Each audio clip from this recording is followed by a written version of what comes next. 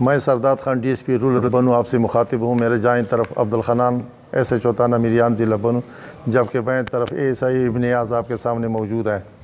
مورخہ 17/4/2020 کو تقریباً 10 بجے اراضیات باد مندیو میں ایک قتل ہوا تھا، جو اس کے قتل کی دعویداری اس کے والد میر ابی بولا کی مدعیت میں تھانہ میریان میں درج رجسٹر ہوئی، جس پر مقدمہ علت 86 مورخہ 17/4/2020 جرم 302 PPC تھانہ میریان ملزم ابلیغ ملزمان نامعلوم در رجسٹر ہوئی تھی، جو اس قتل کی سراغ لگانے کے لیے جناب